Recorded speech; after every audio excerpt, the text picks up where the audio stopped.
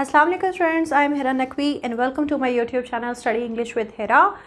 आपने अक्सर ये सुना है जो लफ्ज़ हम उर्दू में बोल रहे होते हैं भी, ठीक है। तुम भी मेहनत करते हो, मैं भी आजकल पढ़ाई पे बहुत फोकस कर रहा हूँ, असलम अभी तक कंपनी में काम कर रहा है, फ़रा खाना अभी तक पका रही है, तुमने अभी तक अपना काम ख़त्म नहीं किया। ये आम तौर पे आपने जुमले बहुत ज़्यादा उर्दू के सेंटेंसेस बनाए भी हैं, सुने भी हैं। तो आज हम यही कॉन्सेप्ट इंग्लिश में पढ़ने वाले हैं, भी का concept, which is in English still and yet. Still and yet, ऐसे तो ये दोनों का जो मीनिंग है वो क्या है जी, भी का मीनिंग है। उर्दू में क्या है, भी, ठीक है। लेकिन इन इंग्लिश ये डिफरेंट हैं, भले उर्दू में भी हैं, लेकिन कैसे इनको आज हम सीखने वाले हैं कि इंग्लिश में ये दोनों सिनोनिम बिल्कुल भी नहीं हैं। इनकी यूजेजेस में भी फ़र्क है, इनके टेंसेस में भी फ़र्क है, इवन इनके मीनिंग्स में भी काफ़ी फ़र्क है। कोई पॉजिटिव सेंस दे रहा है तो कोई नेगेटिव सेंस दे रहा है। आज हम यही सब कुछ सीखने वाले हैं। इन उर्दू भी, लेकिन इन इंग्लिश वी से स्टिल एंड येट। तो आज यही सीखते हैं। ओके, स्टिल, जैसे कि मैंने अभी आपको बताया भी है, स्टिल और येट ऐसे तो दोनों का मतलब भी है, ठीक है। भी, मैं भी, आप भी, अभी तक, वो अभी भी कर रहा है, लाइक इस तरीके से हम उर्दू में कह रहे हैं। इनको इंग्लिश में अब हम देखते हैं। स्टिल, ठीक है, स्टिल यूज़ होता है स्टूडेंट्स प्रेजेंट कॉन्टिन्यूअस टेंस में। मैं अभी भी पढ़ रहा हूँ, आई एम स्टिल वर्किंग, या आई एम स्टिल स्टडिंग। मैं अभी भी पढ़ रहा हूँ, आई एम स्टिल स्टडिंग। मैं अभी भी काम कर रहा हूँ, आई एम स्टिल वर्किंग, ठीक है। इस तरीके से हम कहते हैं प्रेजेंट कॉन्टिन्यूअस टेंस में हम इसको बना रहे होते हैं। मैं अभी भी काम कर रहा हूँ, आई एम स्टिल वर्किंग। अच्छा, तुम अभी भी सख्त मेहनत कर रहे, क्या तुम अभी भी सख्त मेहनत कर रहे हो, are you still working hard. तो आपने देख लिया कि ये प्रेजेंट कॉन्टिन्यूअस टेंस में हम इसको यूज़ कर रहे होते हैं। जबकि येट यूज़ होता है जी हमारा प्रेजेंट परफेक्ट टेंस में, हम येट को यूज़ करते हैं। Action that is expected to happen, वो एक्शन जो कि हो जाना चाहिए था, लेकिन इट मीन्स वो नहीं हुआ, लेकिन उसको हो जाना चाहिए था, ठीक है। Action, those actions which are expected to happen. She is working in the company yet, कि अभी तक वो कंपनी में काम कर रही है, उसको तो छोड़ जाना चाहिए था ना।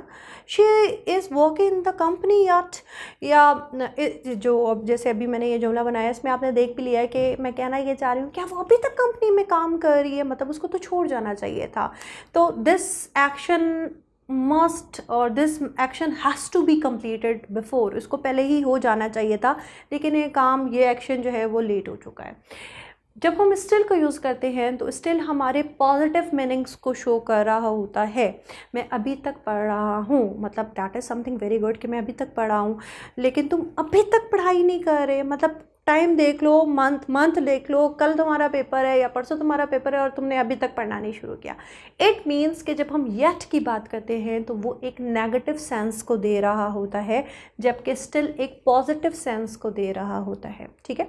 आगे, स्टिल जब हम यूज़ करते हैं तो वो यूज़ होता है वर्ब से पहले, यूज्ड आफ्टर वर्ब, या तो वर्ब से पहले या वर्ब के बाद। ज़्यादातर क्या होता है, जैसे यहाँ आप देखते हैं तो ये वर्ब से पहले यूज़ हो रहा है, आफ्टर वर्ब नहीं हो रहा।